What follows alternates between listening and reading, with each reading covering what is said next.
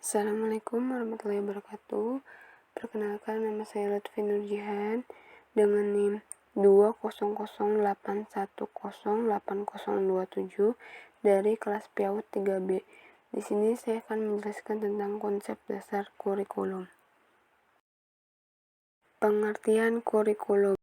Istilah kurikulum secara etimologis adalah tempat berlari dengan kata yang berasal dari bahasa Latin currere yang berarti pelari dan curere yang mengandung makna tempat berlari.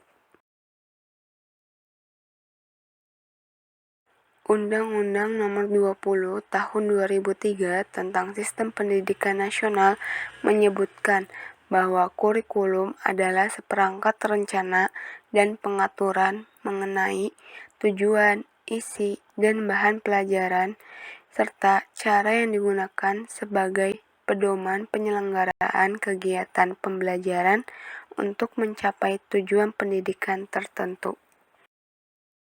Selanjutnya ada manfaat kurikulum. 1. Bagi guru.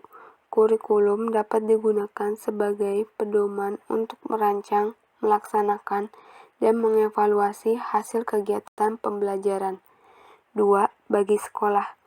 Kurikulum dapat digunakan sebagai alat dalam upaya pencapaian tujuan program pendidikan. Ketiga, bagi masyarakat. Kurikulum dapat dijadikan pedoman atau standar bagi orang tua dalam membimbing proses belajar anaknya. Selanjutnya, fungsi kurikulum. Yang pertama, fungsi penyesuaian. Fungsi penyesuaian mengandung makna bahwa kurikulum sebagai alat pendidikan harus mampu mengarahkan siswa agar memiliki sifat will adjust, yaitu mampu menyesuaikan diri dengan lingkungan, baik lingkungan fisik maupun lingkungan sosial. Lingkungan itu sendiri senantiasa mengalami perubahan dan bersifat dinamis. Karena itu, siswa pun harus memiliki kemampuan untuk menyesuaikan diri dengan perubahan yang terjadi di lingkungannya. Yang kedua, fungsi integrasi. Fungsi integrasi mengandung makna bahwa kurikulum sebagai alat pendidikan harus mampu menghasilkan pribadi-pribadi yang utuh. Siswa pada dasarnya mempunyai anggota dan bagian integral dari masyarakat. Oleh karena itu, siswa harus memiliki kepribadian yang dibutuhkan untuk dapat hidup dan berintegrasi dengan masyarakatnya. Yang ketiga, fungsi diferensiasi. Fungsi diferensiasi mengandung makna bahwa kurikulum sebagai alat pendidikan harus mampu memberikan pelayanan terhadap perbedaan individu siswa. Setiap siswa memiliki perbedaan, baik dari aspek fisik maupun psikis, yang harus dihargai dan dilayani dengan baik. Yang keempat, fungsi persiapan. Fungsi persiapan mengandung makna bahwa kurikulum sebagai alat pendidikan harus mampu mempersiapkan siswa untuk melanjutkan studi ke jenjang pendidikan berikutnya.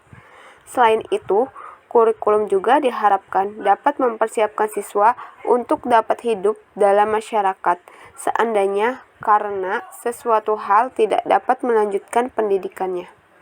Yang kelima, fungsi pemilihan. Fungsi pemilihan mengandung makna bahwa kurikulum sebagai alat pendidikan harus mampu memberikan kesempatan kepada siswa untuk memilih program-program belajar yang sesuai dengan kemampuan dan minatnya. Fungsi pemilihan ini sangat erat hubungannya dengan fungsi diferensiasi.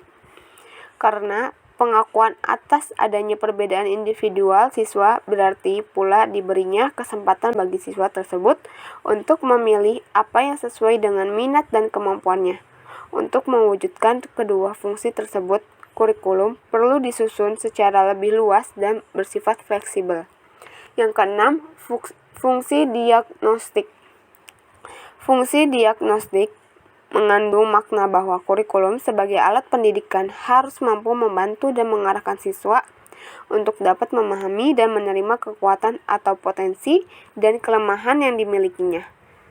Jika siswa sudah mampu memahami kekuatan-kekuatan dan kelemahan yang ada pada dirinya, maka diharapkan siswa dapat mengembangkan sendiri potensi kekuatan yang dimilikinya atau memperbaiki kelemahan-kelemahannya.